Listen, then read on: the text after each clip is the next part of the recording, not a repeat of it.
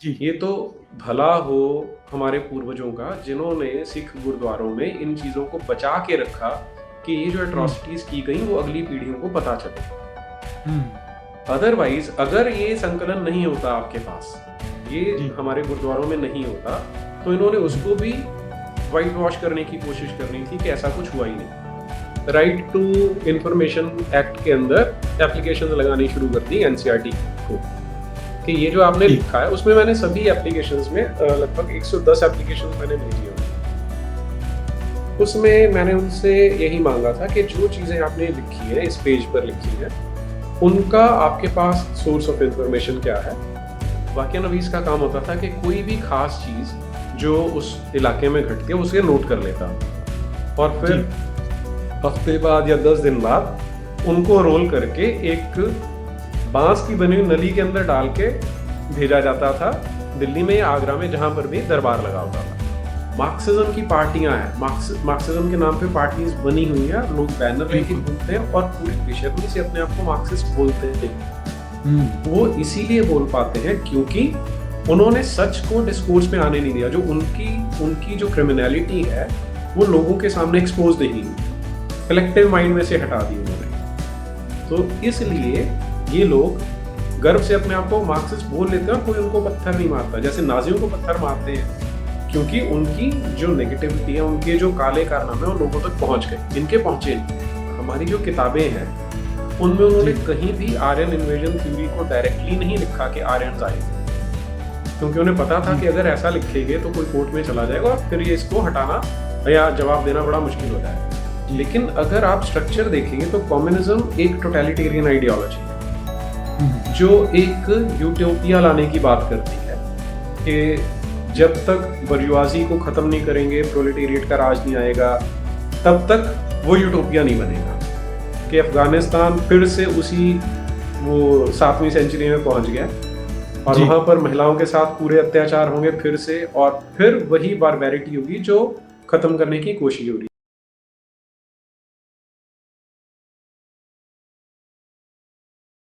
दी dialogue time के मंच पे सभी व्यूअर्स का स्वागत है। आज हम एक ऐसी शख्सियत से बात करने जा रहे हैं जो कि किसी भी तरह का जान-पहचान के मोहताज बिल्कुल नहीं है। उनको आप सभी लोग अक्सर यूट्यूब चैनल में उनका अपना खुद का है और भी जगह पे वो जाते रहते हैं और सबसे ज़्यादा उनको उनकी जो मुझे अच्छी लगती है बात उनका विज़डम और उनकी क्लैरिटी, उनके थॉट्स की क्लैरिटी और उन्होंने जो पिछले काफ़ी अरसे से काम किया है स्पेशली एनसीईआरटी बुक्स को लेकर और नैरेटिव बिल्डअप कैसे होता है इंडिया में, उसको लेकर उनका बहुत अच्छा काम है।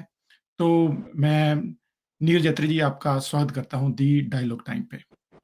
जी अमरिंदर जी आपका बहुत-बहुत धन्यवाद और आपके सभी दर्शकों को मेरा प्रणाम। जी। जी, नीरज जी आप दर्शकों को भी मैं बताना चाहता हूँ कि इनका जो बैकग्राउंड है वो तो फिज़िक्स का है। और आप पहले ये बताएँ कि आप फिज़िक्स से स्विच कैसे कर गए?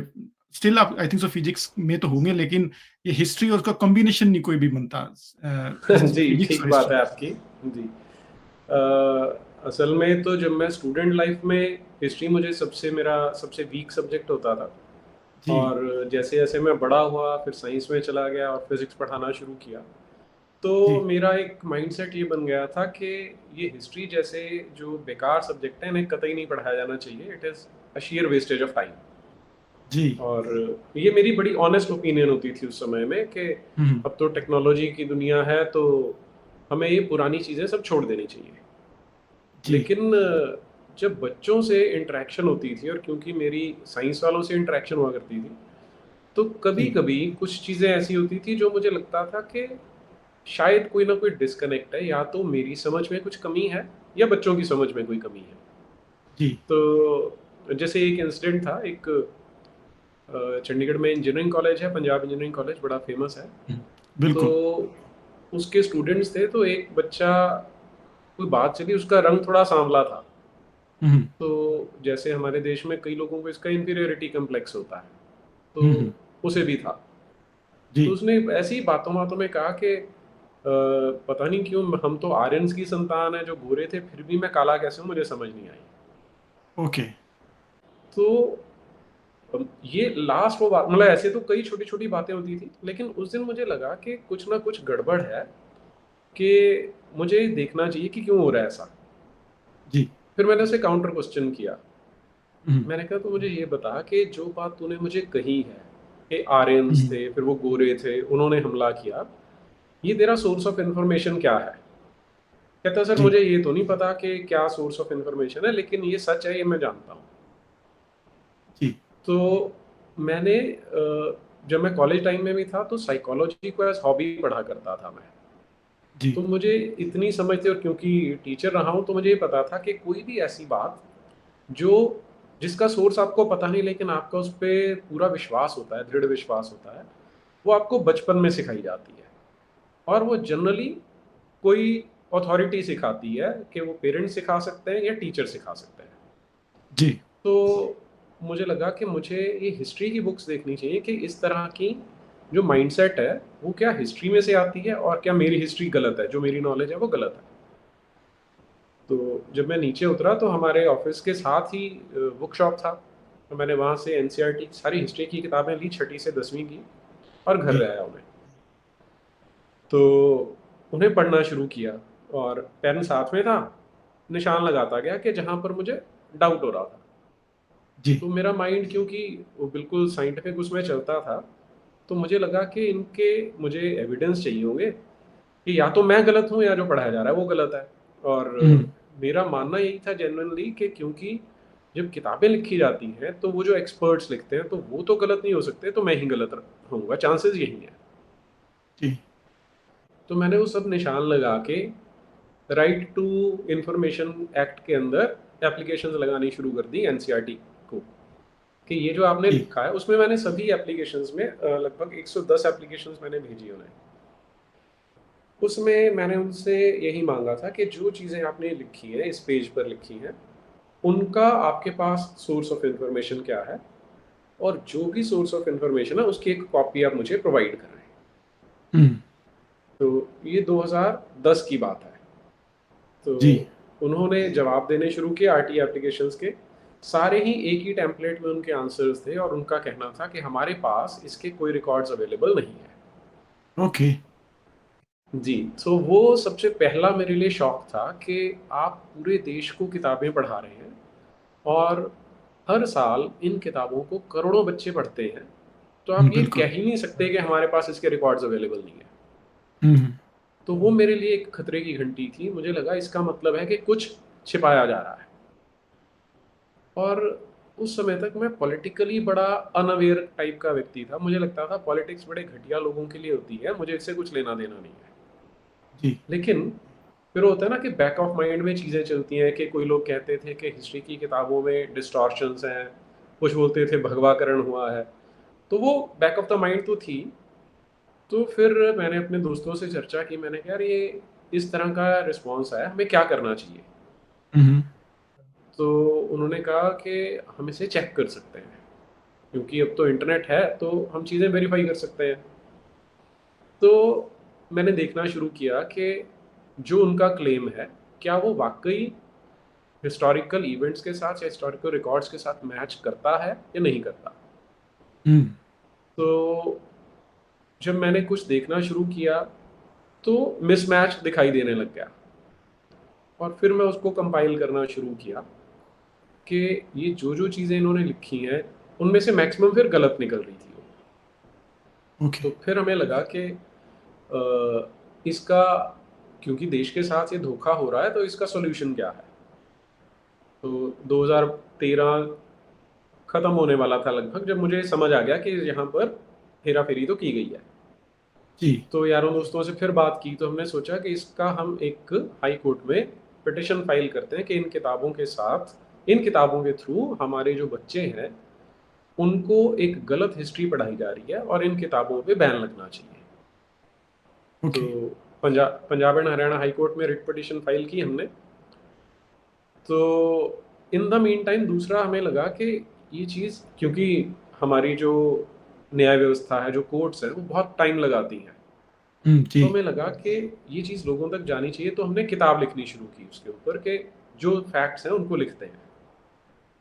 और इन द मीन टाइम मैंने हिस्टोरियन से, जो मेन स्ट्रीम हिस्टोरियंस है, उनसे कांटेक्ट करना शुरू किया। तो उनका रिस्पांस बड़ा इवेसिव सा था। वो चीज़ों ओके। को एक्सेप्ट जैसे करना नहीं चाह रहे थे। मतलब एक एग्जांपल दूं अगर आपको, जो पंजाब यूनिवर्सिटी के मैथ्स के एचओडी थे, वो जी, मेरे बड़े अच्छे मित्र थे। तो जी। मैंने उनसे जब ये बात की, कहते यार कि जो हिस्ट्री के एचओडी हैं वो मेरे अच्छे दोस्त हैं, तो मैं तेरी उनसे बात करवा देता हूँ। हुँ, हुँ। तो मैं उनका रेफरेंस लेके इनके पास चला गया। उस समय मैं औरंगजेब के ऊपर काम कर रहा था। तो मैंने जी। कहा ये बताइए, औरंगजेब और सती प्रथा, ये दो चीज़ें उस टाइम मेरे टॉप ऑफ द माइंड थी। हुँ, हुँ। तो उन्होंने दोनों चीज़ों को, जैसे कहते हैं ना, ब्रशिंग अंडर द कारपेट करने की कोशिश की। हुँ, हुँ। कहते नहीं नहीं नहीं, सती प्रथा कभी थी नहीं, कोई एक आधा केस था, ये तो वैसे ही बना दिया। और दूसरा, जब औरंगजेब पे आया तो मैंने कहा कि उसने इतने अत्याचार किए हैं लेकिन किताबें कुछ भी नहीं बताती। बिल्कुल। तो उन्होंने कहा नहीं, ऐसा नहीं है कि वो, जैसे एक उल्लेख आता है कि उसने जितने सिंगर्स होते थे, जितने डांसर्स थे कोर्ट में, जो इस तरह के काम थे, उनको सबको निकाल दिया, हुँ। क्योंकि इस्लाम इन चीज़ों को मना करता है। कहते नहीं नहीं, इसका इस्लाम से कोई लेना देना नहीं है। उसके पास तो क्योंकि घाटा बढ़ने लग गया था उसके खजाने में, तो इसलिए उसको लगा कि इन लोगों का खर्चा गिना ना, इसलिए उनको निकाल दिया। हुँ। तो उन्होंने, क्योंकि हिस्ट्री के एचओडी थे और बड़े स्मार्ट थे बात करने में, तो मुझे उनकी बात लगी कि ठीक ही होगी। लेकिन जब थोड़ा सा और मैं, वो कहते हैं ना, स्क्रैचिंग अंडर द सरफेस किया, तो देखा कि हुँ, हुँ। ऐसा तो हो ही नहीं सकता। कि क्योंकि औरंगजेब की जो अपनी राइटिंग्स हैं, उनमें हुँ, हमें हुँ। मिलता है कि उसका कारण क्या था। अब फिर किताब लिखने का आइडिया है कि किताब भी लिखें और रिट पिटिशन चलती रहे। तो ये था प्रोसेस जो आपने पूछा कि मैं फिजिक्स से हिस्ट्री में कैसे आ गया। तो ये आपके क्वेश्चन का मैंने बड़ा लंबा आंसर दे दिया है। और आप जैसे आपने जो आंसर दिया उसमें एक दो एग्जांपल भी बता दें कि जो आपको लगी कि ये थोड़ा सा नैरेटिव बनाने की कोशिश की जा रही है। जी हाँ, उसका मैं आपको एग्जांपल देता हूँ।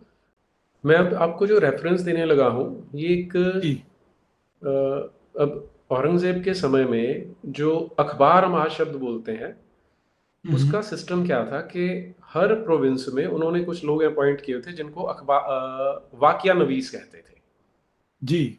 वाकिया नवीस का काम होता था कि कोई भी खास चीज जो उस इलाके में घटती है उसे नोट कर लेता था, और जी। फिर हफ्ते बाद या 10 दिन बाद उनको रोल करके एक बांस की बनी हुई नली के अंदर डाल के भेजा जाता था, दिल्ली में या आगरा में, जहां पर भी दरबार लगा होता था।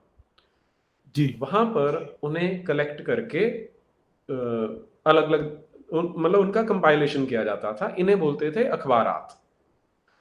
तो जी। इन अखबारात का ट्रांसलेशन किया था एक बहुत मशहूर हिस्टोरियन है हमारे देश के, जदुनाथ सरकार। तो ओके। वो, मैं वहां से आपको पढ़ के बता रहा हूँ ये, जी। कि all the agents of pleasure and entertainment, such as sweet voiced singers or charming players on musical instruments, were granted in large numbers around his throne, were gathered in large numbers around his throne, and in the first few years of his reign, he occasionally listened to their music and had a perfect expert's knowledge of this art. तो बता रहे हैं कि औरंगजेब सुना करता था music, और उसको म्यूजिक का बड़ा अच्छा नॉलेज थी। जी। लेकिन फिर क्या होता है कि एक दिन उससे कोई पूछता है कि आपका म्यूजिक के बारे में क्या विचार है। What is your majesty's view on music? The emperor answered in Arabic, it is मुबाह, neither good nor bad. The Khan asked, then what kind of it is in your opinion which must be heard? The emperor replied, I cannot listen to music without flutes, especially pakhavaj, hmm. and that is unanimously prohibited or haram. Hmm, hmm. So I have left off hearing singing too. Okay, so तो that's the reason. जी, हाँ, अब ये उसके अपने शब्द हैं। अपने शब्दों में वो बता रहा है कि मुझे म्यूजिक अच्छा लगता था, क्योंकि इनिशियली उसको इस्लाम इस्लाम की पूरी नॉलेज नहीं थी। कुरान की नॉलेज तो पूरी थी उसे, लेकिन हुँ। जैसे ही उसको इस्लाम समझ में आया, अब उसने म्यूजिक सुनना भी छोड़ दिया और सारे सिंगर्स जो थे उनको निकाल दिया। जी।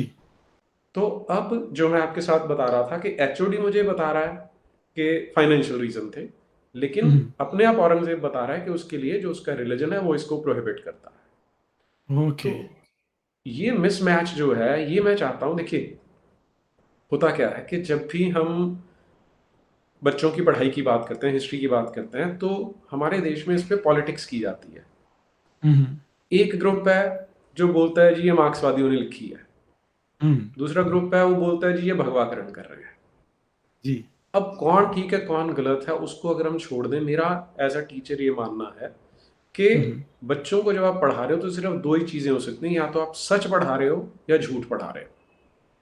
तो सच के कैंप में होना चाहिए, और अगर औरंगजेब ने इस्लाम के कारण छोड़ा है तो हमें अपने बच्चों को ये सच बताना पड़ेगा, नहीं तो हम गलत इंफॉर्मेशन दे के बच्चों के साथ अन्याय करते हैं।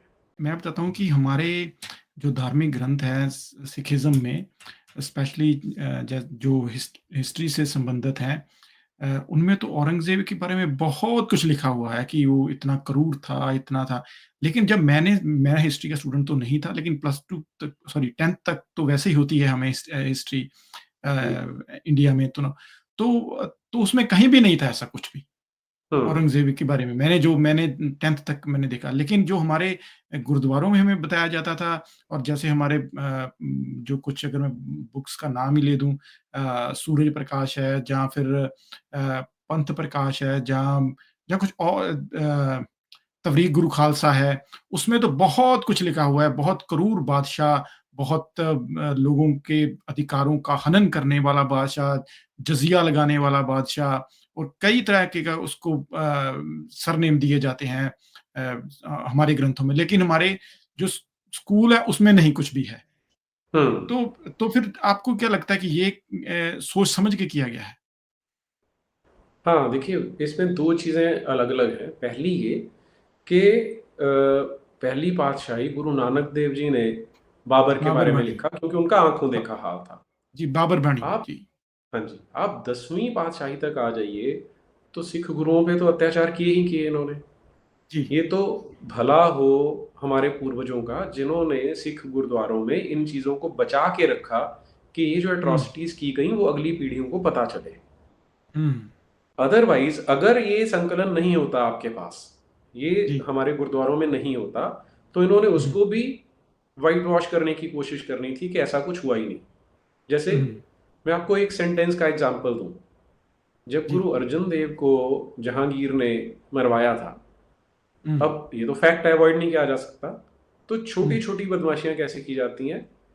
The ji. Death of Guru Arjan Dev during Jahangir rain, hmm, hmm. Murder ओह! को डेथ बना दिया, हुँ, बाय हुँ, हुँ। जहांगीर को ड्यूरिंग जहांगीर रेन बना दिया।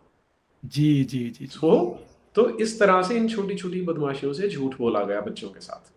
और जी। पंजाब में आप देखें कि, क्योंकि मेरे तो बहुत सारे स्टूडेंट्स पंजाब से हैं, हुँ, वहां पर जब मैं पूछता था बच्चों से तो उनको भी आज सिख इतिहास नहीं पता है। हुँ, उन्हें पता नहीं है कि क्या अत्याचार हुए थे और सिख गुरुओं ने कितने बलिदान दिए हैं और क्या क्या उन्होंने इन आतताइयों के साथ किस तरह से लड़े हैं। जी। लेकिन भाई ये मैं फिर से वही कह रहा हूँ कि गुरुद्वारों की जो एक परंपरा चली आ रही है वहां पर उन्होंने ये अत्याचार संभाल के रख लिया, नहीं तो पंजाब में भी बहुत बुरी तरह से ब्रेन वॉशिंग चल रही है इसमें। जी, जी, जी। और इसके बाद जैसे मैंने एक आपकी बुक में भी था, और एक आपसे एक वीडियो में मैंने सुना था कि सोमनाथ मंदिर का जो एक वाक़या है, और जो शायद बताया जाता है कि जो तोड़ा गया वो पैसे के लिए तोड़ा गया। तो ये हम्म। आजकल बड़ा मशहूर नैरेटिव, आपको क्या लगता है उसमें? हाँ, इसमें जैसे मैंने आपसे पहले कहा था ना कि ये किस तरह से फिल्टरिंग करते हैं इंफॉर्मेशन की, कि जी, हर चीज को ये रिड्यूस कर देते हैं कि इसका जो रीजन था वो फाइनेंशियल था। तो जी। मैं कहता हूँ अगर फाइनेंशियल था तो आप बच्चों को बता रहे हैं बिल्कुल ठीक है, वैसे ही होना चाहिए। लेकिन अगर वो गलत है तो इसका मतलब है कि आप क्रिमिनल हैं क्योंकि आप बच्चों के साथ झूठ बोल रहे हैं। तो जब मैंने इनके डॉक्यूमेंट्स पढ़ने शुरू किए सोमनाथ के बारे में, हुँ, तो हुँ। वहां पर जो सच्चाई निकल के आती है वो इससे बिल्कुल उलट है। कि जिस समय अब सोमनाथ का मंदिर कई बार तोड़ा गया है, हुँ, तो अगर मैं सिर्फ महमूद गजनवी वाला रेफरेंस आपके साथ शेयर करता हूँ इसमें, तो महमूद गजनवी गजना से चल के यहाँ तक आता है, और वो अपने आप क्या उल्लेख कर रहा है, उसकी उसकी अपनी लिखी हुई किताबें हैं, मैं उसमें से आपको जी, रेफरेंस देता हूँ इसका। अब मैं जो आपके साथ रेफरेंस शेयर कर रहा हूँ, जी। ये आज से लगभग पौने 200 साल पहले दो अंग्रेज हिस्टोरियंस थे, एलियट एंड डॉसन। हुँ, उन्होंने क्या किया था कि मुसलमानों के समय में जितने उनके क्रॉनिकलर थे, उन्होंने पर्शियन में, अरबिक में, चगतई में, अलग अलग भाषाओं में अपने क्रॉनिकल्स लिखे थे। तो उन्होंने इन सबको इंग्लिश में ट्रांसलेट किया। वो 8 वॉल्यूम्स का सेट है, history of India as told by its own historians. जी, उसमें 8 वॉल्यूम्स में जो सेकेंड वॉल्यूम है, उसमें एक किताब है तारीख अल्फी। मैं जी, उसका रेफरेंस आपके साथ शेयर करता हूँ कि वो बता रहे हैं कि जो सोमनाथ का मंदिर था, वो एक पत्थर में से काट के बनाया गया था। जो उसके जी, अंदर जो मूर्ति थी या शिवलिंग था, उसे एक पत्थर में से काट के बनाया गया था। और जब महमूद वहाँ पे आता है, तो उसने अपनी जो कुल्हाड़ी थी वो उठा के जी, उसको काटा, तो उसके टुकड़े टुकड़े हो गए। जी। अब ये जो टुकड़े हुए, इनमें से उसने एक टुकड़ा भेजा गजनी में, और हुँ, हुँ। ताकि, और क्यों भेजा कि वहाँ की जो जामा मस्जिद है, उसकी सीढ़ियों में उसको लगाया जाए कि जब भी मुसलमान वहाँ से जाएं तो इसके ऊपर पैर रख के जाएं। 2 टुकड़े उसने भेजे, एक मक्का के लिए और एक मदीना के लिए। जी, तो अगर सिर्फ फाइनेंशियल रीजन था, तो उस समय में जबकि ट्रांसपोर्ट करना बड़ा महंगा होता था या मुश्किल होता था, बैलगाड़ियों में, घोड़े गाड़ी में या ऊंट पे लाद के आप इतनी दूर लेके जा रहे हैं, एक मक्का में डालना है, एक मदीना में डालना है, एक गजनी में डालना है, तो हुँ, अंडरस्टूड है हुँ। कि जो ऑब्जेक्टिव है वो फाइनेंशियल नहीं है। जी, फिर इसमें जो दूसरा फैक्टर आपके सामने आएगा कि उसके पास कुछ, जो उसके अधिकारी थे उनके पास कुछ ब्राह्मण जाते हैं कि इसको बोलो, महमूद को कहो कि हमारा जो ये मूर्ति है उसको तोड़े नहीं, हम इसको करोड़ों दिनारें देने को तैयार हैं। जी, तो ये जो उसके अधिकारी थे, वो, उनको बात ठीक लगी। वो जाते हैं महमूद के पास और उसे कहते हैं कि हमें मूर्ति तोड़ने का उतना फायदा नहीं है जितना पैसे लेने का फायदा है। हुँ, हुँ। तो महमूद जो आंसर देता है, मैं आपको कोट करके बताता हूँ। I जी, know this, but I desire that on the day of resurrection, I should be summoned with the words, where is that Mahmud who broke the greatest of the Hithan idols?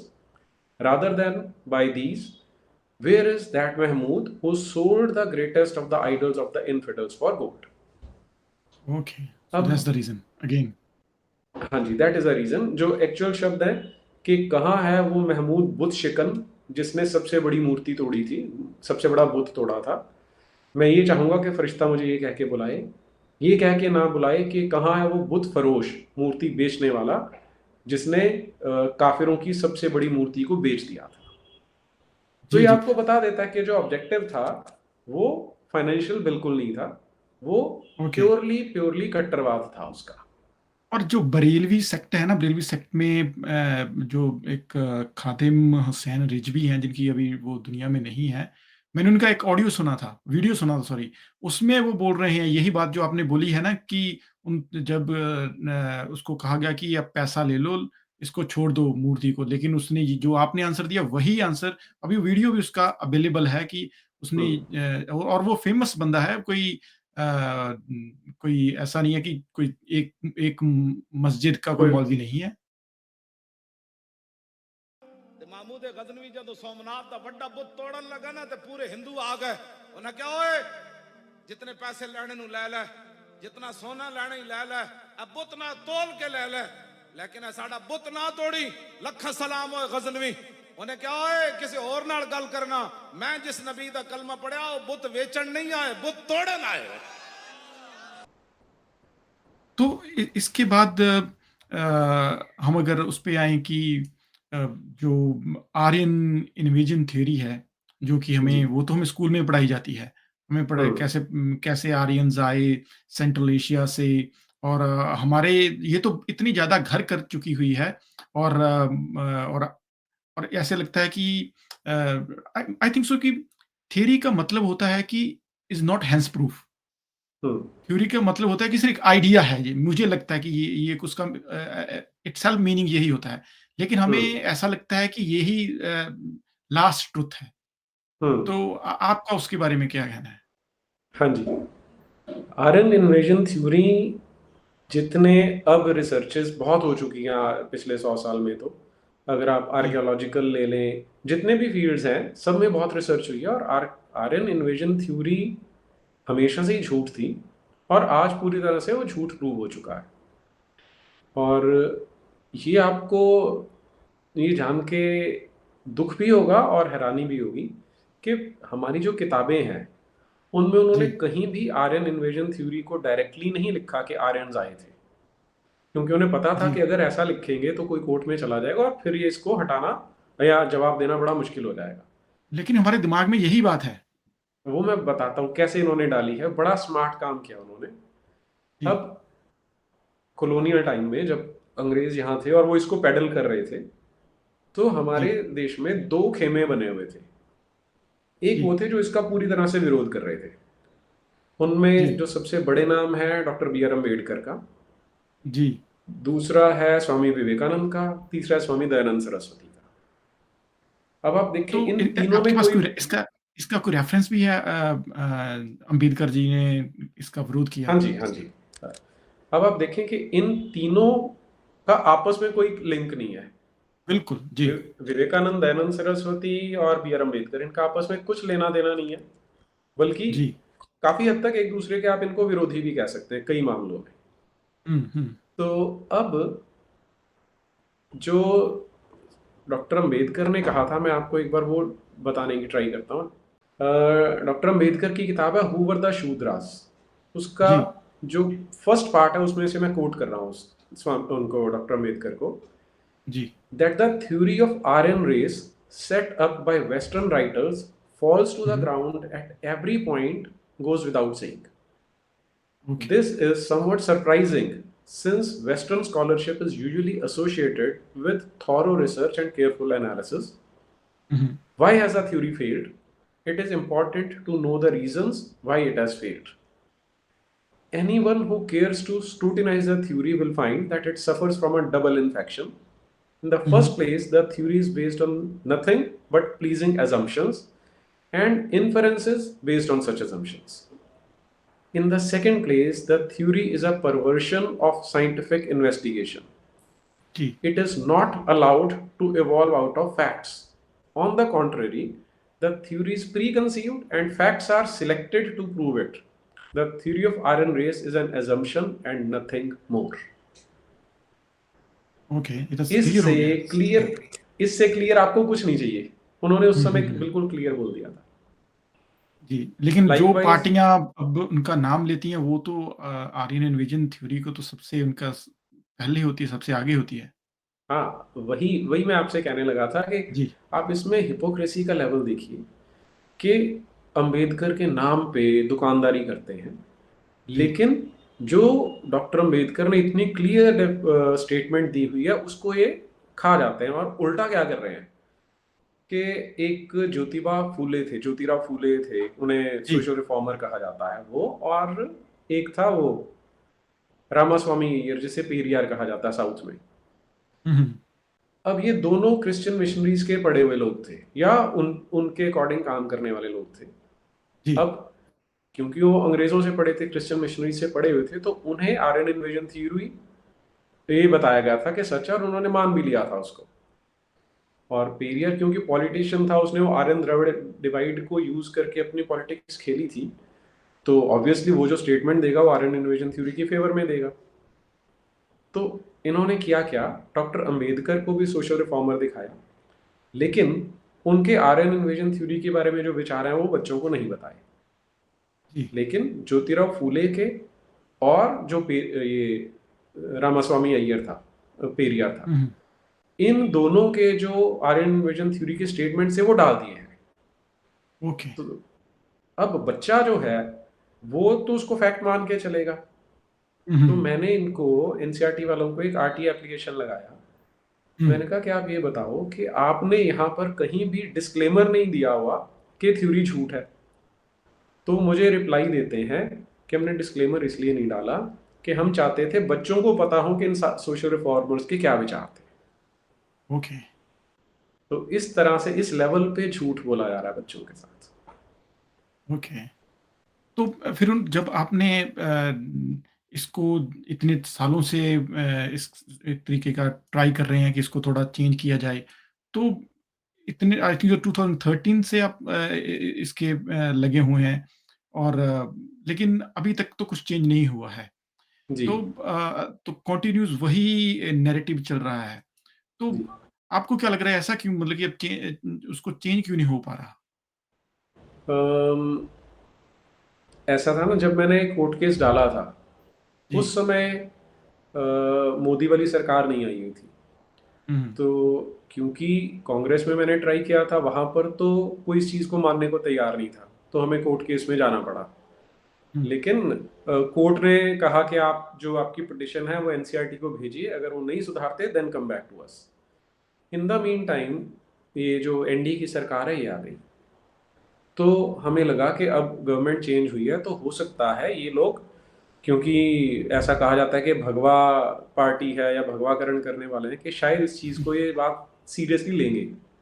जी। लेकिन यहाँ भी मैं देख रहा हूँ कि उन्होंने इस चीज़ को एक्नॉलेज भी नहीं किया, हुँ, और हुँ, इनमें वो अ, काम करने की शायद इच्छा नहीं है, पता नहीं क्या रीज़न है। लेकिन जो नैरेटिव झूठ के बेसिस पे चल रहा है, आज 7 साल हो गए हैं, लेकिन उसी को आगे पेडल किया जा रहा है। आई डोंट नो क्यों कर रहे हैं ये। या तो उनको ओके। डर लगता है कि हमें कोई कहेगा कि हिस्ट्री के साथ डिस्टॉर्शन हो रही है, लेकिन वही जो मैं आपसे पहले कह रहा था ना, कि आप में अगर सच बोलने का साहस नहीं है तो फिर आपको सत्ता में रहने का भी अधिकार नहीं होना चाहिए। जी। अच्छा, तो हम एक चीज़ बीच में छोड़ गए हैं, स्पेशली जो मुगल पीरियड को जैसे मैं समझूँ तो मुझे लगता है कि मुझे तो हिस्ट्री में अगर कोई पढ़ाया गया है जो तो मुगल काल ही ज़्यादा पढ़ाया गया है और आई थिंक सो मुझे नाम भी सभी के याद हैं, औरंगज़ेब तक, बाबर से लेकर। तो आप क्यों इसके पैरेलल और भी एम्पायर्स थे, जैसे विजयनगर है, उस आई थिंक सो वो एज में ज़्यादा बड़ा था, उनकी ड्यूरेशन ज़्यादा बड़ी थी मुगल एम्पायर से। तो वो वो क्यों नहीं पढ़ाया जा रहा उतने लेवल पे जितने लेवल पे मुगल एम्पायर पढ़ाया जा रहा है? जी। इवन कि मुगल एम्पायर ट्रू है, मतलब कि है हम पर, उन्होंने राज किया, इसमें कोई दो राय नहीं है। लेकिन आप एक दूसरे पार्ट को क्यों छोड़ रहे हैं? देखिए, इसमें पहले तो एक हमें समझना पड़ेगा, जब हम ये बोलते हैं राज किया, जी, तो हमारे देश की जो राजा की अवधारणा है बड़ी अलग है। जी। राजा का मतलब होता है जो अपनी संतान, अपनी प्रजा को अपनी संतान के जैसा मानता है, वो राजा कहलाता है। हुँ, हुँ। आपको याद होगा, किताबों में तो नहीं बताते, लेकिन वैसे कहा जाता है कि सूर्यवंशी राजा है, चंद्रवंशी राजा है। हुँ, हुँ। तो वो सूर्यवंशी का मतलब ये होता था कि जिस तरह से सूरज अपनी सारी ऊर्जा देकर धरती पे जीवन देता है, ऐसी हुँ, जो हुँ। राजा है वो अपना सारा कुछ न्यौछावर करके भी प्रजा की रक्षा करता है। ये राजा का कर्तव्य बनता है। हुँ, लेकिन अगर आप मुगल रूल को देखेंगे, अकबर वाला थोड़ा सा पीरियड अगर छोड़ दें, हुँ। तो सिर्फ मुगल भी नहीं, सल्तनत पीरियड से आ जाइए टीपू सुल्तान तक, जी, ये जी। ग्लोरीफाइड लुटेरे रहे हैं जिन्होंने कब्जा कर लिया और लूटपाट मचाई। हुँ, हुँ। जो आप सुनते हैं मनसबदारी सिस्टम था, जमींदारी सिस्टम था, वो यही होता था कि तुझे इतना हिस्सा दिया है, इसकी कलेक्शन करके तूने हमारे खजाने में डाल दी है। हुँ, वहां पर जनता के भले के लिए कुछ नहीं था, इसलिए उसको आप, उन्होंने राज किया की बजाय उन्होंने कब्जा किया, वो कहना ज्यादा उपयुक्त रहेगा हमारे लिए। जी। और दूसरी चीज, जो अकबर से लेके औरंगजेब तक के जो 150 वर्ष है, उस समय तक आप इसे बोल सकते हैं कि पैन इंडिया शासन रहा इनका। हुँ, और उसमें भी बीच में जब जहांगीर आता है तो वो अपनी बायोग्राफी में लिखता है हुँ, कि इस देश पे हमने कब्जा तो किया हुआ है, लेकिन एक भी दिन ऐसा नहीं जाता जब किसी कोने में विद्रोह ना हो रहा हो। ओके। तो ये आपको अपने आप बता देगा कि उन्होंने कभी भी शासन नहीं किया, राज नहीं किया, उन्होंने कब्जा करके रखा है। क्योंकि आप देखें ना, जो मराठों ने किया, जो सिखों ने किया, जो बुंदेलों ने किया, जो जाटों ने किया, जो अहोम्स ने किया, ये सारे के सारे क्यों लड़ रहे थे? क्योंकि अत्याचार हो रहे थे। तो राजा या शासक नहीं थे, वो अत्याचारी थे, इसलिए उनके जी, विरोध में इतने लोग खड़े हुए। अब जो दूसरी चीज आप कह रहे हैं कि अगर आप हमारे पूरे देश का इतिहास देखें तो इतना ज्योग्राफिकली इतना बड़ा है और इतनी पुरानी हिस्ट्री है हमारी, हुँ, उसमें 150 साल कुछ भी नहीं होते। जैसे वो एक ब्लिप होता है ना, बिल्कुल, छोटा सा, बिल्कुल वैसे है। उसको महिमा मंडित क्यों करके दिखाया गया? जो ये मेरा अपना कंजेक्चर है, गलत भी हो सकता है, कि हर समाज को हीरो और विलेन्स चाहिए होते हैं। हुँ, अब ये जो जिहादियों की एम्पायर है या मिशनरी एम्पायर है, ये ग्लोबल एम्पायर्स है।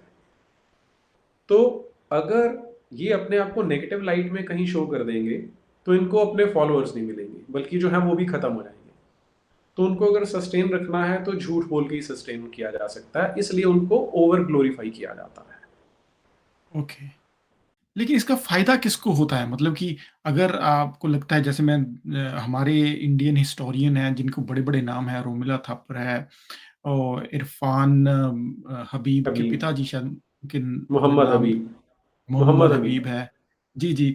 फिर सतीश चंद्रा हैं और कई हैं। अच्छा ये तो विपिन अ, चंद्रा, अग विपिन अगर चंद्रा। आप विपिन चंद्रा, हाँ जी। अगर आप गूगल इनके नाम करो ना तो इनके नाम के साथ वो मार्क्सिस्ट हिस्टोरियन अपने आप आ जाता है। जी, तो वो तो एक तरीके का जैसे उन्होंने कम्युनिज़्म का कार्ड भी हाथ में रखा है। इनके नीचे जो जो डिज़ाइन हुआ है हिस्ट्री का सारा सिलेबस, तो वो भी इनके ही इन्फ्लुएंस में हुआ है और कोई देश ऐसे किसी एक विचारधारा वाले को कैसे इतनी बड़ी पदवियों से इतने बड़े इतना बड़ा किसी को मौका दे सकता है कि आप डिज़ाइन करो, जो कि एक ओपनली जुड़े हुए हैं एक आइडियोलॉजी के साथ। और वो हम्म, आइडियोलॉजी क्यों मुगल पीरियड को ग्लोरीफाई करना चाहती है?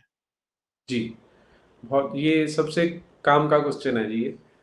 जी, अ, देखिए, टोटलिटेरियन आइडियोलॉजीज होती हैं। अब जी, फासिज्म या नाजिज्म तो नहीं रहा, जी। लेकिन अगर आप स्ट्रक्चर देखेंगे तो कम्युनिज्म एक टोटलिटेरियन आइडियोलॉजी है हुँ, हुँ। जो एक यूटोपिया लाने की बात करती है कि जी, जब तक बर्जुआजी को खत्म नहीं करेंगे, प्रोलेटेरिएट का राज नहीं आएगा, तब तक वो यूटोपिया नहीं बनेगा। हुँ, अब हुँ। टोटलिटेरियन आइडियोलॉजीज की खासियत क्या होती है? आप अगर हिटलर को देखें तो उसने भी यही कहा था कि आप मुझे 10 साल दे दो अपने बच्चे, मैं देखिए आपको क्या करके दिखाता हूँ। और जी, उन्होंने भी बच्चों को ब्रेन वॉश, उन्होंने भी जो एजुकेशन सिस्टम था, जो पूरे का पूरा प्रोपेगेंडा मशीनरी थी, उसको इसी पे लगाया कि ब्रेन वॉशिंग करनी है ताकि जी। नाजिज्म को फैला सके। हुँ, तो जो कम्युनिज्म है, देखिए फर्क क्या है इसके अंदर। उन्होंने जो इंस्टीट्यूशन है उन पे कब्जा किया। पहले उन्होंने जी, रशिया पे किया था, रशिया फेल हो गया। लेकिन जी, आज जो लेफ्ट है, उन्होंने वेस्टर्न एकेडेमिया पे पूरा कब्जा कर रखा है। हुँ, यूरोप पे, अमेरिका पे आप देखें कि वहाँ एकेडमिक सर्कल्स पे लेफ्ट का कब्जा होता जा रहा है, लगभग कंप्लीट है अब तक तो। और वहाँ भी वही नैरेटिव वो पैडल करना शुरू कर रहे हैं, हुँ। क्योंकि इनका फाइनल ऑब्जेक्टिव होता है पावर को ग्रैब करना। और पावर आपको कब मिलेगी? अगर आप समाज को डिस्टेबलाइज करेंगे। अगर शांत समाज है, अपने आप में खुश है, तो आप उस पर कब्जा नहीं कर सकते। जी, तो एक बड़ा अच्छा सा इन्होंने कॉम्बिनेशन बनाया हुआ है कि जो जिहाद है वो तलवार है, तो कम्युनिज्म उसकी ढाल है। तो दोनों मिलके काम हुँ, करते हैं। और इसमें मजे की बात यह है कि दोनों अपने को एक दूसरे से ज्यादा स्मार्ट सोचते हैं। कम्युनिस्ट सोचते हैं कि हम इस्लाम का यूज कर रहे हैं, जिहाद वाले सोचते हैं कि हम कम्युनिज्म का यूज कर रहे हैं। तो जी, अभी तक तो जो जिहाद है वो जीतता जा रहा है, क्योंकि वो तो कम्युनिस्ट को कभी नहीं पनपने देते। जहां पर सेक्युलर एनवायरनमेंट है, जहां पर कट्टरता नहीं है, वहां पर जो कम्युनिज्म है वो जिहाद को कवर देता है। और हुँ, फिर अल्टीमेटली जब वहां पर जिहादी पहुंच जाते हैं, तब वो कम्युनिस्टों को उठा उठा के मारते हैं। अब देख लीजिए यहाँ हुँ, पर जब जो बिडेन आया है, तो जितने लेफ्ट के एकेडेमिया थे वो बोल रहे थे कि बड़ा अच्छा हो गया, ट्रंप चला गया, जो बाइडेन आ गया, पूरी दुनिया के लिए बड़ा अच्छा काम होने वाला है। लेकिन आप देख लीजिए अफगानिस्तान में क्या किया उसने, और अभी तो 6 महीने जी, हुए हैं। तो आप वही देखिए ना कि जो सारे दुनिया भर के कम्युनिस्ट जो बाइडन को बड़ा महिमा मंडन कर रहे थे, बोल रहे थे कि बड़ा अच्छा होगा दुनिया के लिए, पहली उसकी करतूत सामने आ गई है कि अफगानिस्तान फिर से उसी वो 7वीं सेंचुरी में पहुंच गया और जी वहां पर महिलाओं के साथ पूरे अत्याचार होंगे फिर से, और फिर वही बारबैरिटी होगी जो खत्म करने की कोशिश हो रही थी। लेकिन इसी को कम्युनिस्ट ग्लोरीफाई कर रहे थे, अभी भी तालिबान को डिफेंड करने की कोशिश कर रहे हैं। जी, मैं देख रहा हूँ। हाँ, वो तालिबान को कई तो उसको इतनी महिमा मंडल कर रहे हैं। चलो, अभी ये करंट चल रहा है कि तालिबान को कह रहे हैं कि इतने तो योद्धा ही नहीं कोई है, इतने लड़ाका ही नहीं है कोई। तो मैं तो हैरान होता हूँ कि जो जो औरतों के अधिकार, जो इवन कि मर्दों के अधिकार, ये करना, ये नहीं करना, इतने स्ट्रिक्ट रूल्स में आप उसको ग्लोरीफाई कैसे कर सकते हैं ना आप? तो आई थिंक सो ऐसे ही इन्होंने ग्लोरीफाई जहांगीर, जहां औरंगजेब हम्म। और इन्हों को कर दिया गया है। और ये जी। टीपू सुल्तान के हम्म। बारे में आप साथ में जरूर बताएं। जी।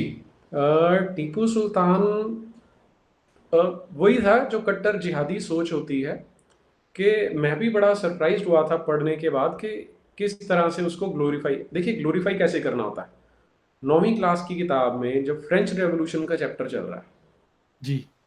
पहली बात तो आपने फ्रेंच रेवोल्यूशन हमारे बच्चों को पढ़ाने की आवश्यकता है, क्या है 9वीं कक्षा में, हम्म, एनीवे पढ़ा रहे हैं तो भी उसमें पता क्या कह रहे हैं कि ये एक बड़ी नई चीज थी संसार के लिए, और हमारे देश के कुछ लोगों ने, जिनमें से टीपू सुल्तान एक था, इससे बहुत कुछ बोरो किया।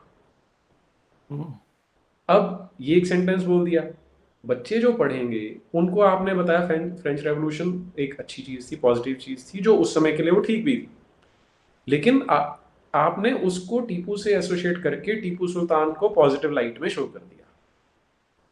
एक्चुअली में जो उस समय के जो क्रॉनिकलर थे, जो आई विटनेस थे वहां के, उनके अकाउंट्स बताते हैं आपको कि उसने क्या किया। महिलाओं जो मर्द हैं, या तो उनको मार दिया गया या उनकी जबरदस्ती सुन्नत करके उनको मुसलमान बनाया गया। बच्चों और माओं को एक दूसरे के साथ बांध के एक को गोली मार के फेंक देते थे पुल से, और अब लाश का भार है तो दूसरा उसको खींच के ले जाएगा, तो 2 लोग मर जाते थे। हम्म। उल्टा टांग के महिलाओं को, उनको गोलियां मारी गई, क्रिश्चियंस को मारा इसका गया। इसका इसका सोर्स सोर्स क्या है? ये जो मैं आपको रेफरेंस दे रहा हूँ, किताब का नाम है a voyage to the East Indies, और जी। लिखने वाले हैं पाउलिनो डा सैन बार्टोलोमियो। जी। ये एक क्रिश्चियन पास्टर थे या फादर थे जो आए थे यहाँ पर, तो उनकी किताब है। जी। पेज नंबर 122-123 पे वो बताते हैं, in the year 1788 and 89, when the cruel Tipu Sultan, son of Hyder Ali, persecuted the Brahmins and caused them either to be mercifully beaten or circumcised according to the Mohammedan manner, a great many of them fled from Vaikat, where they received every kind of protection possible from the king of Travancore. Okay. उसके बाद page number 138 पे, farther towards the north at the distance of about 10 league from Tragnor lies Trichur, a town and district belonging to Brahmins. They have here a celebrated academy, public and private schools, also a university, where young persons are instructed in their sciences and the principles of their religion. This place was also destroyed by Tipu Sultan, but rebuilt by the Brahmins after Tipu Sultan's defeat. जी। आगे page number 141 पे है, Hyder Ali's son Tipu Sultan was at length so incensed against the inhabitants of Calicut and the neighboring district that because they assisted by every possible means their former sovereign, that he resolved to punish them, and for that purpose took the field in person. He was preceded by 30,000 barbarians who butchered every person who came in their way, and by his heavy cannon under the command of General Lali at the end of a regiment of artillery. Then जी। followed Tipu Sultan himself, riding on an elephant, and behind him marched another corps consisting of 30,000 men also. The manner in which he behaved to the inhabitants of Calicut was horrid.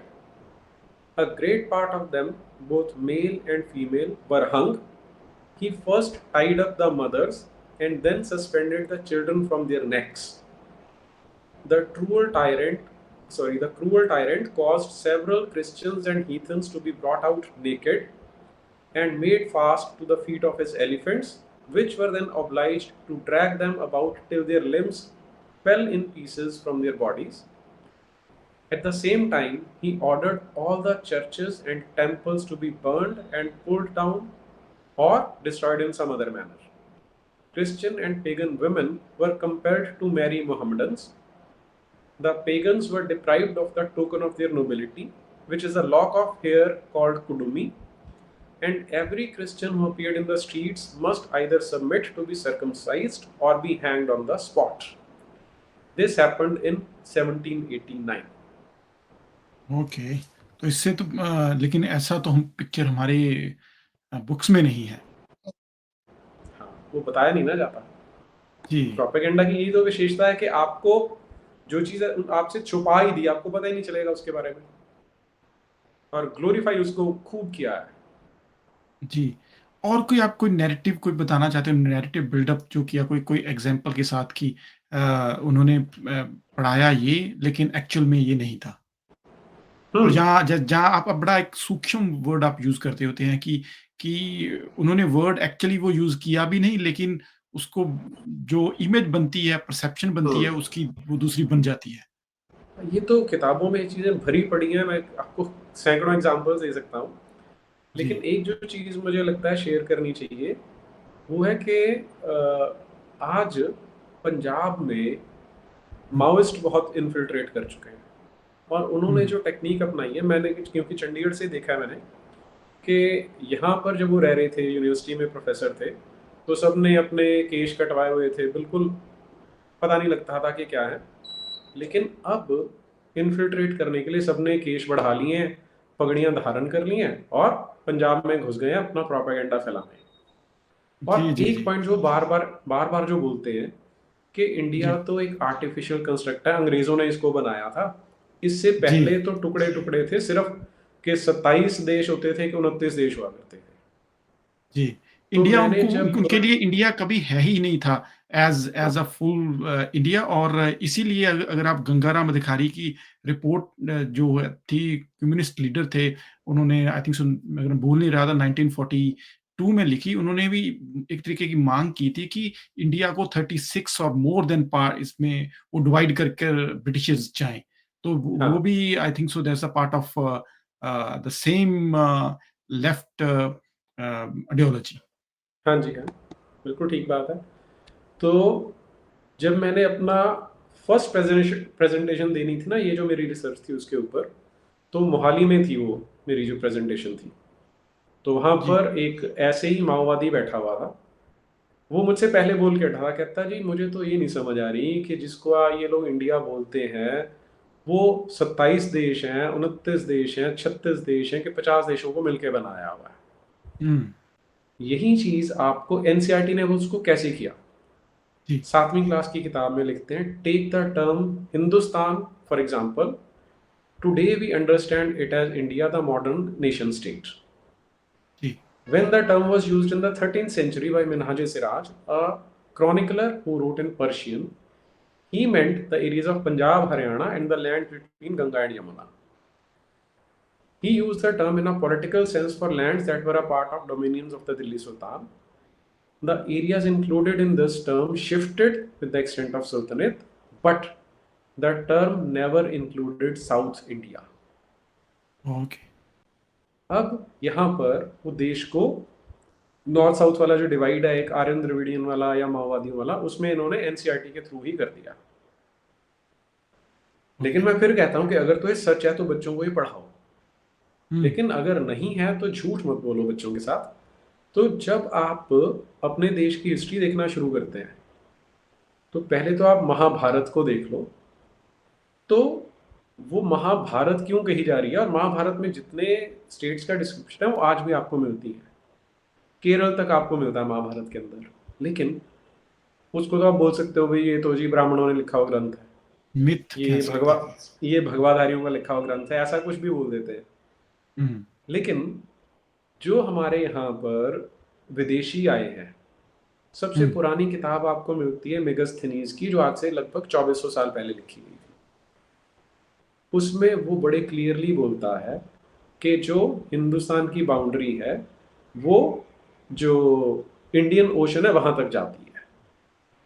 Okay. उसके बाद आपको reference मिलेगा जब फाहीन और Hiuen Tsang आते हैं। हम्म। वो जब मध्य प्रदेश में बोलते हैं तो उसको बोलते हैं कि हम मध्य देश में आ गए हैं। और स्पेशली लिखा सेंट्रल सेंट्रल पार्ट। तो अगर वो सेंट्रल पार्ट है तो किसी देश का ही पार्ट होगा। जी। ये इनडायरेक्ट रेफरेंस मिल जाता है। उसके बाद जब महमूद गजनवी आता है, उसके साथ अल बेरूनी आया है जो उसका हम्म। क्रॉनिकलर है। वो भी हम्म। एग्जैक्टली आपको यही बात बता रहा है। मैं आपको उसका जो कोटेशन है वो क्या लिख रहा है, here sorry, the southern frontier of India is formed by the southern ocean. The hmm. Coast of India begins with this, the capital of frontiers of Makran, and hmm. extends thence in a southeastern direction towards the region of Aldebal। तो आपको बिल्कुल स्पष्ट कर रहा है कि जो southern ocean है वहां तक जो बाउंड्री है वो जाती है। 2-3 सेंचुरी आगे चले जाइए आप, जब अमीर खुसरो आता है सल्तनत के पीरियड में। हम्म। अमीर खुसरो क्या बता रहा है, as I was born in Hind I may be allowed to say a word respecting its languages. There is at this time in every province a language peculiar to itself. तो हिंद की बात कर रहा है, and a language peculiar to itself, not borrowed from any other. Sindhi, Lahori, Kashmiri, Duggari, Dwar Samudri, Telangi, Gujarati, Malabari, गौड़ी, बंगाली, अवधी, ये सारी भाषाएं वो बता रहा है। तो मालाबारी भी आ गई जो बिल्कुल साउदर्न टिप पे है, जी बिल्कुल। बंगाली भी आ गई, गौड़ भी आ गई। तो ये तो सारे विदेशी हैं। अब ये तो मुसलमान है अमीर खुसरो, ये तो ब्राह्मणवादी हम्म। भी नहीं हो सकता। हम्म। तो ये सारे के सारे जो आपको एविडेंस मिल जाते हैं वो बिल्कुल क्लियरली बताते हैं कि ये देश हमेशा से यूनाइटेड रहा है, और वो जो यूनिटी है वो कल्चरल यूनिटी है, और इसको सबने एक्सेप्ट किया। जितने लोग यहाँ पहुंचे हैं वो सब ने इसको एक्सेप्ट किया। जैसे ना अगर आप जितने भी इंडिया के ऐसी प्लेसेस में जाओ, जैसे जो वर्ल्ड हेरिटेज में है, हम्पी जाओ, जहाँ कहीं और जाओ, अगर ना वहाँ मैं गया हूँ, और सन टेम्पल जहाँ कहीं और भी, वहाँ पर वो जहाँ पर वो उनका जो हमारी इंडिया की एक ऑर्गेनाइजेशन है जो उसको सबको लुक आफ्टर करती है, उनका जो आर्कियोलॉजिकल सर्वे। गाइड, हाँ जी, वो उनका जो गाइड है वो कभी ये नहीं बताता कि ये किसने तोड़ा। हम्म। ये मेरे से, ये मेरा पर्सनल एक्सपीरियंस है। मतलब कि हम्म। वो बताया कि वो कहेगा कि इन्वेडर आए थे, हम्म। तो उन्होंने तोड़ा। तो अगर पर्टिकुलर नाम नहीं लेते, हम्म। तो इसमें आपको क्या लगता है कि ये ऐसे क्यों करते हैं? नहीं, वो तो बड़ा सिंपल सा है ना। आप देखिए अभी वो बड़ी सुंदर एक मूवी आई थी अक्षय कुमार की, जिसमें जी। वो सारागढ़ी की बैटल दिखाई थी। जी। नाम नहीं केसरी। ध्यान आ रहा मुझे। हाँ, केसरी। केसरी। अब उसकी जब प्रोमो आता था तो क्या आता था, 21-6 अगेंस्ट 10,000 इन्वेडर्स। अब हम्म। तुम अगर एक रिलीजन बता रहे हो तो दूसरा भी बता दो, तो 10,000 जो हम्म। आए थे वो कौन थे। लेकिन वो हम्म। बताना नहीं। ये हिपोक्रेसी है हमारे देश में, जो पॉलिटिक्स में भी है, एकेडमिया में भी है। और जो आप ये एएसआई का बता रहे हैं कि वो जो गाइड हैं उनको ट्रेनिंग दी जाती है। हम्म। अब जो थोड़ी देर पहले हम ये मार्क्सिज्म की बात कर रहे थे, कम्युनिज्म की, हम्म। उनकी खासियत है, उन्हें पता है कि जो सोर्सेज ऑफ इंफॉर्मेशन है उनको कहाँ से कंट्रोल करना है। तो अब इतना बड़ा देश है, इतने गाइड्स होंगे, तो उन्हें पता है कि जो इनको गाइड्स को ट्रेनिंग देने वाला है उसको ब्रेन वॉश करके रखो कि किस कौन सी शब्दावली तुमने बोलनी है। और वही नीचे तक परकोलेट होके आती है कि आपने कभी भी ये नहीं बताना कि जिहादी आए थे। उन हम्म। उनकी जो किताबें हैं वो बोलती हैं कि इनको तोड़ो, मूर्तियों को तोड़ो। तो ये जो हिपोक्रेसी है ये आपको हर हर फील्ड में देखने को मिलती है। जो आपने नोटिस किया वो गाइड्स वाली, वो सब जगह से आती है, सब सब डायरेक्शन से आती है। ये जी। तो जी। भला हो सोशल मीडिया का कि मैं और आप ये बात कर पा रहे हैं, नहीं तो ये इन्होंने इसको भी खत्म कर देना था। जी, जी। वैसे भी जो कंट्रीज़ हैं, अगर आप नॉर्थ कोरिया लगा लो, जहाँ फिर चाइना हो, वहाँ ह्यूमन राइट्स, जहाँ freedom of speech, freedom of expression नाम की तो वहाँ पे चीज़, मैं चाइना गया हूँ, और चाइना जब आप जाते हो ना, पहले ही आपका गूगल, आपका फेसबुक, आपका ट्विटर सब बंद हो जाता है। तो सब कुछ जो वहाँ की गवर्नमेंट है, उनके थ्रू जो चीज़ें उपलब्ध हैं, उसी के थ्रू ही आपको इंटरनेट से आप कनेक्ट कर सकते हैं, नहीं तो वैसे नहीं कर सकते। मतलब कि कंट्रोल्ड नैरेटिव ऐसे चलता है, और लेकिन ये एक परसेप्शन है कि ये सच है, सच भी हो सकता है कि अ, जो अगर हम प्रो पीपल वर्ड यूज़ करना हो, अगर हम ओपन माइंडेड करना हो, या फिर हमने ये करना हो कि प्रोग्रेसिव वर्ड करना हो, तो हमारे दिमाग में अपने आप ये चीज़ आती है कि ये लेफ्ट का ही कॉपीराइट है इन वर्ड्स पे। बाकी हुँ, तो सभी रूढ़िवादी ही हैं। हुँ। इसके बारे में आप कुछ कहें?